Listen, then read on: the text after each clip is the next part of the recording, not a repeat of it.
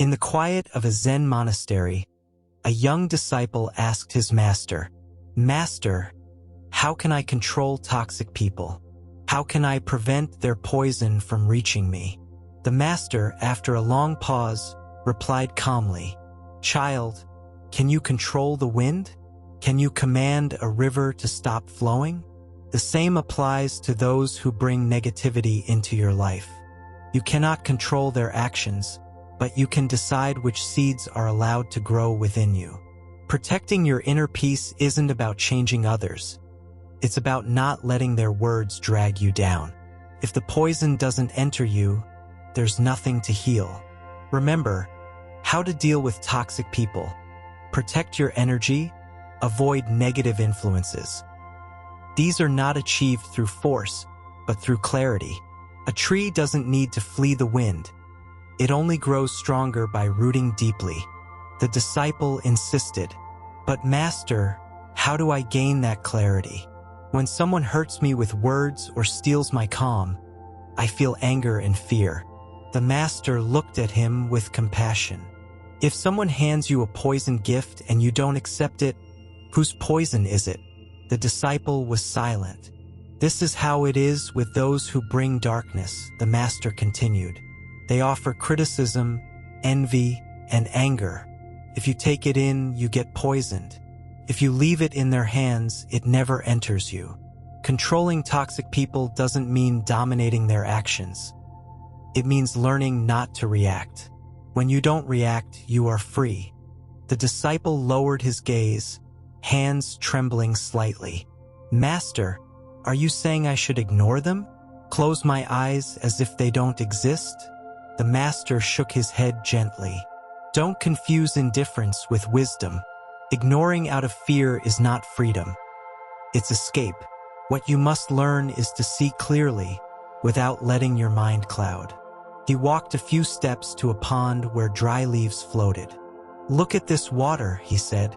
"If you throw a stone, ripples spread and the reflection of the sky distorts. But if you wait, the surface calms again.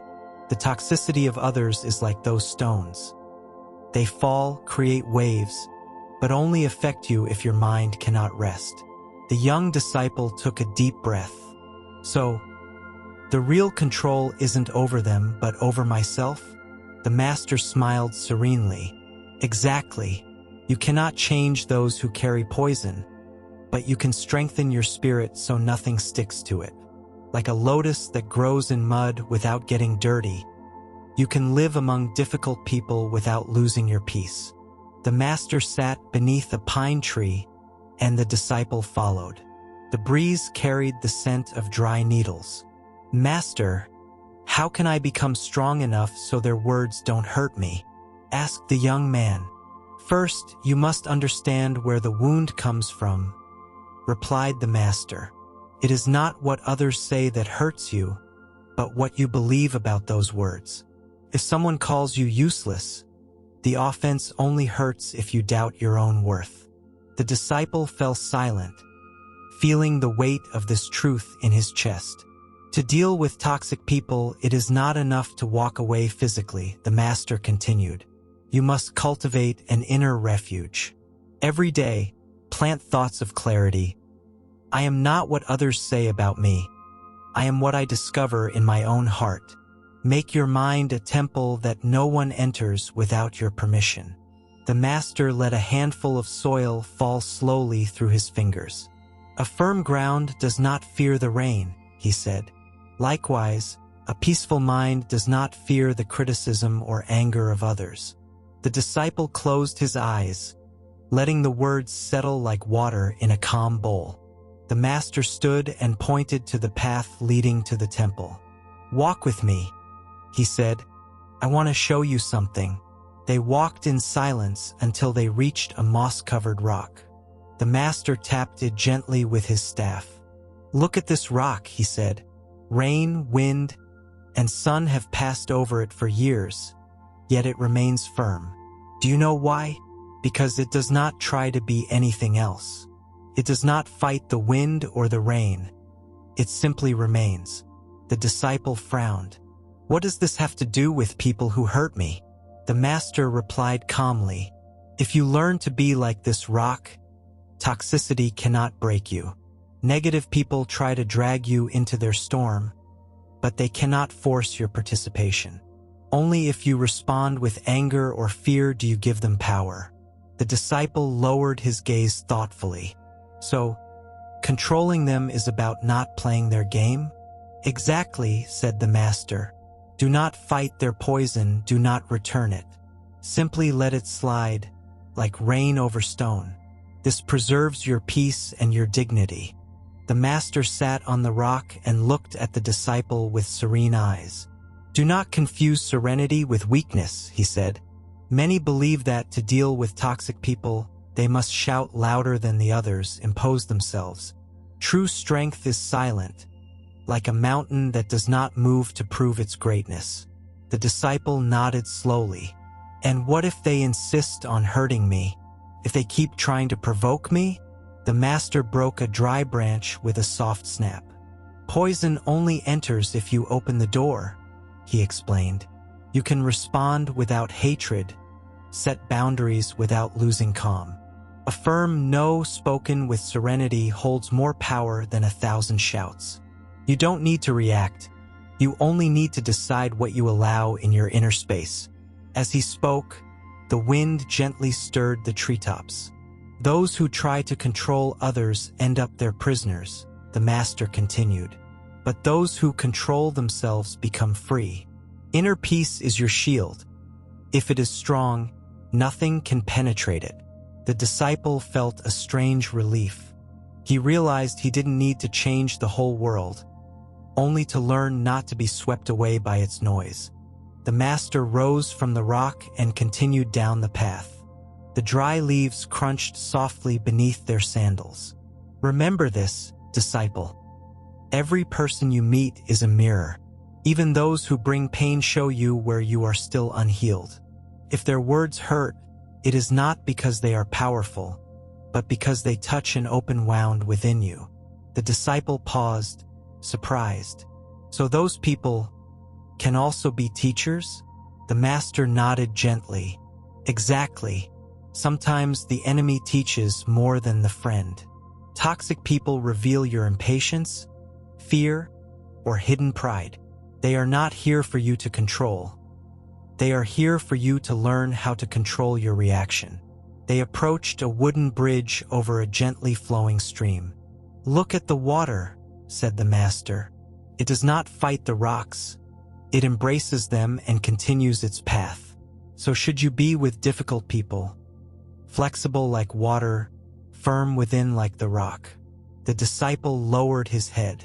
For the first time, he understood that protecting oneself does not mean building walls, but learning to flow without losing one's essence.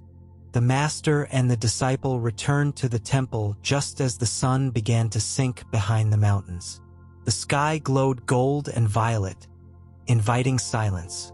The master stopped at the doorway and spoke softly but firmly. "Do not seek to control those who carry poison in their hearts. Do not waste your energy trying to change them. Only cultivate your own clarity, and their poison will find no place to stay." The disciple inhaled deeply, feeling for the first time the lesson settle inside him. "So, the real victory is not defeating them but not letting them poison me?" "Exactly," replied the master.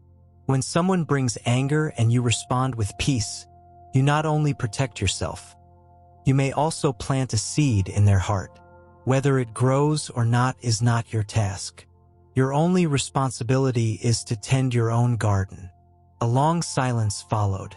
The master smiled slightly. "Walk through life like a lotus in a pond. Don't try to remove the mud. Just learn to bloom above it."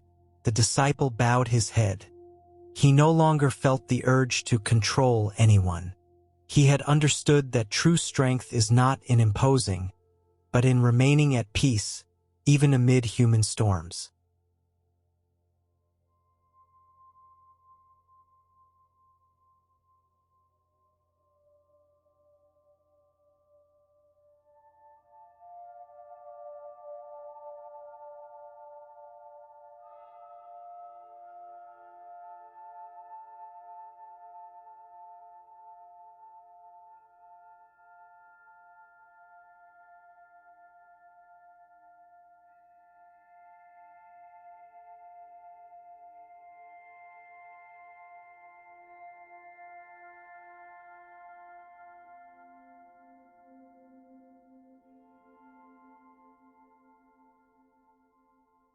the flower that wouldn't grow. In a quiet garden, surrounded by soft mountains and gentle wind, there was a little flower that wouldn't grow. Every day, the gardener carefully watered it. The soil was fertile, the sunlight gentle, yet its stem remained weak, and its petals stayed closed. Monks from the nearby temple often passed by and wondered, why doesn't this flower bloom when it has everything it needs? An old monk, with a calm gaze, replied, perhaps it's not ready. Maybe it's not about lack, but about timing. In life, it's the same. We often get frustrated when our projects, dreams, or even our own hearts don't seem to grow as fast as we want. But Zen wisdom reminds us that every process has its own pace. Neither sunlight nor water can force a flower to bloom before it's ready. If you feel stuck, remember, true transformation happens quietly, beneath the surface, where no one sees it. Patience is the soil where real strength grows. The gardener began to doubt. Each morning, he checked the flower, hoping to see change. He compared it to other flowers that grew quickly and thought, maybe this plant is broken. Maybe I did something wrong. The old monk stopped him and said, don't confuse stillness with failure. What you don't see is just as important as what you do. Beneath the soil, the flower's roots were slowly spreading, seeking nourishment. Before it could show its beauty to the world, it needed to establish itself deeply. We are the same. When we feel stagnant, something profound is growing inside us. Does the river rush to reach the sea? Does the moon worry about rising each night? Nature doesn't hurry, yet everything happens in its own time. When you understand this, you realize waiting is not emptiness. It's silent preparation. Learning not to force life is one of Zen's greatest secrets. One day, the weary gardener decided to help the flower. With his hands, he tried to open the tiny closed petals. But when he touched them, the petals tore. The old monk watched quietly and said, this is what we do to our own lives when we don't respect the time needed to mature. We force things, relationships, decisions, personal growth. And by forcing, we only hurt ourselves. Zen teaches that patience is not doing nothing, but quietly cultivating, trusting the invisible, and letting things happen in their own time. True strength is not in controlling the outcome, it is in flowing with the process. The gardener realized his mistake.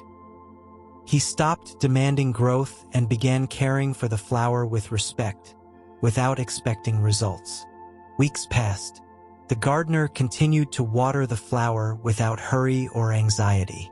He no longer checked daily for changes but simply tended to it, trusting that something unseen was happening. One morning, the old monk said, do you feel it? The soil feels different. The gardener, surprised, placed his hand on the damp earth.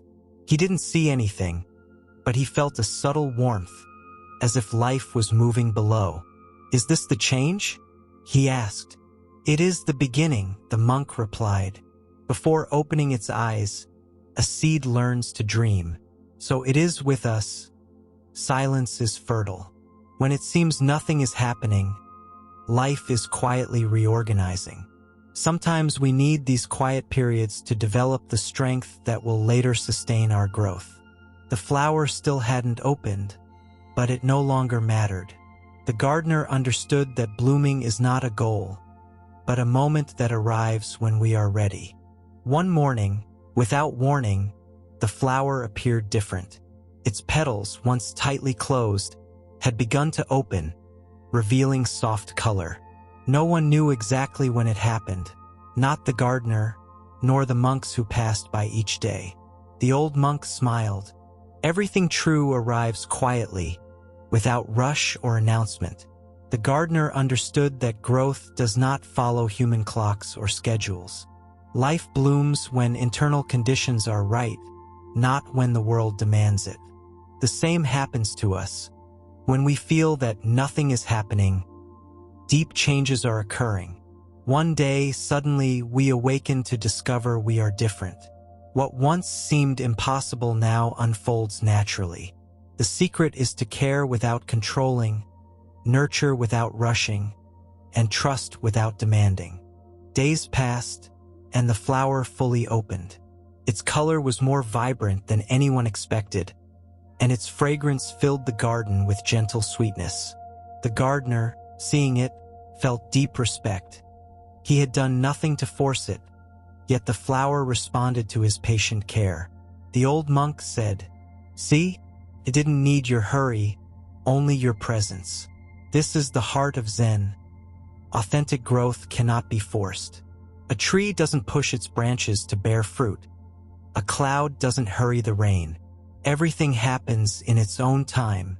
In life, we often become impatient when we don't see immediate results. We want love now, success now, personal change now. But real growth is quiet and deep. First we root, and then, naturally, we awaken blooming. The flower that wouldn't grow had been a reminder all along. Patience is the ground where true strength flourishes. With the flower fully open, the gardener realized that this lesson was not only for his garden but for his own life. "I have also tried to force my path," he thought, "and I've been frustrated when things didn't go as I wanted."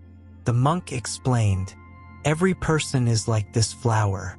Sometimes we feel stuck, that we're not progressing. But even then, profound things are happening inside. Learning to trust that process is learning to live in peace." The flower didn't struggle to open. It simply waited for the right moment, and its beauty came naturally. Likewise, we don't need to force ourselves to be who we are. Life shapes us while we walk, not while we rush. The gardener promised himself he would no longer measure life by immediate results, but by the serenity of tending it day by day. With the flower fully open, the gardener realized that this lesson was not only for his garden but for his own life. "I have also tried to force my path," he thought, "and I've been frustrated when things didn't go as I wanted." The monk explained, "Every person is like this flower. Sometimes we feel stuck, that we're not progressing. But even then, profound things are happening inside. Learning to trust that process is learning to live in peace." The flower didn't struggle to open. It simply waited for the right moment, and its beauty came naturally.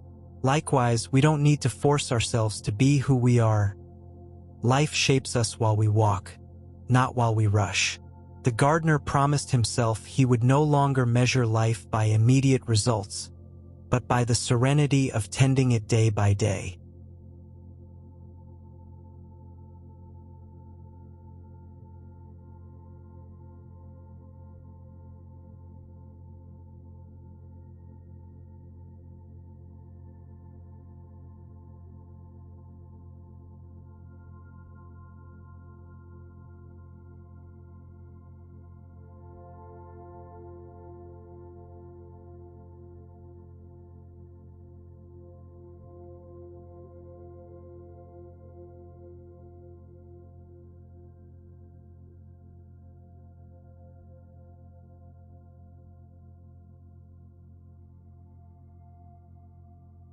The shadow that fears the light. Imagine a quiet valley where ancient mountains stand like guardians and the river whispers secrets no one listens to. Even the shadow seemed alive. It moved with the trees, stretched across the stones, and sometimes hid, trembling, at the arrival of the sun. The shadow, inseparable from the light, feared it. It didn't understand that the light wasn't there to destroy it, but to reveal its own existence. Every morning, as golden rays touched the ground, the shadow shrank, trembled, and sometimes wished it could vanish. One day, the wind of the valley whispered, "Do not run from what gives you shape. Without light, you wouldn't exist. Without darkness, you could not know yourself." In that moment, the shadow realized its fear wasn't of the light itself, but of the change it brought. And paradoxically, Only by facing the light could it discover its true essence. As days passed, the shadow began to move differently. It no longer fled from the sun's first rays, but felt them brushing its form, awakening a curious tremor, as if each beam revealed hidden secrets of its own being. The shadow realized the light did not erase it. It showed its depth and boundaries. One quiet morning, the shadow stretched across a field of wildflowers. It watched how the sunlight danced on the petals, illuminating colors it had never noticed. The river murmured a constant lesson. The light does not destroy, it transforms. The wind whispered again. Fear comes from the unknown. Light is an invitation to see what has always been within you. Do not resist. Open yourself and discover your true form.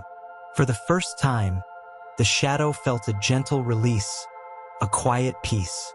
Fear transformed into curiosity, and the shadow began to move in harmony with the light. Over time, the shadow noticed something profound. The dance between shadow and light was not a battle but a silent dialogue. Light revealed, shadow responded. Light embraced, shadow recognized itself. One afternoon, warm colors filled the valley. The shadow saw the patterns cast by trees on the ground, twisting and flowing like a living tapestry. Each shadow was unique, each interaction with the light unrepeatable. The river whispered again. There is no darkness without light, no light without shadow. Understand this, and you will walk freely in your wholeness. The shadow understood that fearing light was fearing itself. In that understanding, a deep peace began to bloom. Each morning, the shadow noticed how the sun reflected not only the valley but also its inner being. Standing before a still pond, it saw its reflection blending with sky and trees. Its trembling softened, replaced by recognition. The lines it once thought fragile radiated a quiet strength. The wind whispered, "Everything you fear is part of you." Light does not destroy, it reveals. Shadow does not disappear, it transforms. Embrace the clarity, and you will know freedom. In acceptance, the shadow discovered a silent space where light and shadow coexisted, and each sunrise offered the chance to be reborn fully. The shadow no longer rushed to hide at sunrise. Each ray was welcomed, studied, and felt. In a valley clearing, it moved freely across the grass, blending with the patterns of light and trees. The river murmured, "Those who fear light fear life itself. What you fear illuminates what you do not yet know. Let the clarity flow through you, and you will not resist. You will only discover your deepest self." Each step under the sun became a step toward freedom, a quiet embrace of the whole self. With each passing day, the shadow became more aware of its own presence. No longer merely a dark outline following the light, it was beginning to feel like a living part of the valley, a being capable of sensing, responding, and understanding. Its movements grew slower, more deliberate, as if guided by an inner rhythm it had never noticed before. It paused before an ancient tree, its massive roots buried deep into the earth. Sunlight filtered through the leaves, casting intricate, ever-changing patterns on the ground. The shadow observed these patterns and, for the first time, did not feel fear. It felt curiosity, respect, and a deep sense of recognition. In the way the light danced on the ground, the shadow saw reflections of itself, echoes of the fears it had carried, and glimpses of a strength it had yet to embrace. The wind whispered gently, carrying a voice that felt both inside and outside of the shadow. To recognize your shadow is to embrace your truth. There is no darkness without light, no light without shadow. The one who understands this walks freely in the fullness of their being. And the shadow began to understand that fearing the light had always been a way to avoid facing its own inner brilliance. Each trembling movement, each retreat, had prepared it for this moment. A deep calm settled within, a space where shadow and light could coexist peacefully. The valley seemed to breathe along with it, echoing the harmony that had finally taken root within. The shadow realized something even more profound. The light it had feared was not outside, but within. One misty morning, sunlight began to pierce through the dense canopy of trees, soft and warm. The shadow stood still, no longer recoiling, and felt each ray touching its form as if it were awakening something dormant inside. It noticed how the valley itself responded. The trees swayed gently, the river mirrored the sunlight, and the mist danced like liquid gold around the stones. The shadow began to perceive that every trembling, every retreat in fear, had been a step toward this recognition. The wind, soft and patient, whispered once more. Recognizing the light within, you no longer fear the light outside. What you fear is your own hidden brilliance, and what you discover sets you free. Move with it, dance with it, breathe with it. Shadow and light are one essence. A new sensation spread through the shadow, fear melting into curiosity, resistance turning into surrender, hesitation transforming into flow. Each movement under the sun became a meditation, each ray a teacher, each reflection a mirror of its newfound acceptance. The shadow felt liberated, aware of its own beauty and depth, and for the first time, it moved with a serenity that came from embracing the entirety of its being. Finally, the shadow reached a profound understanding. Fearing the light was fearing life itself. Light and shadow were never opposites. They were inseparable companions, two sides of the same essence, intertwined and coexisting in delicate balance. As the sun began to set, painting the valley with deep golds and fiery oranges, the shadow stretched across the land, blending with the last warm rays. Stars began to appear in the vast sky, twinkling like tiny sparks of consciousness, and the valley held its breath in perfect stillness. The shadow felt the union of darkness and light not as a threat, but as a revelation. The wind spoke one final time, a voice both gentle and eternal. Do not run from the light, nor from yourself. The shadow that fears clarity discovers its strength only when it dances with it. Every shade, every tremor, every moment of fear was a path leading to wholeness. Acceptance is freedom, and freedom is peace. In that instant, the shadow understood its own brilliance. It was no longer merely absence, and the light was no longer an enemy. Together, they formed a harmonious whole, reflecting the balance of all things. From that day on, every sunrise became a reminder that true serenity and strength arise not from avoiding fear, but from embracing it. And in embracing both shadow and light, the valley and the shadow itself found perfect peace.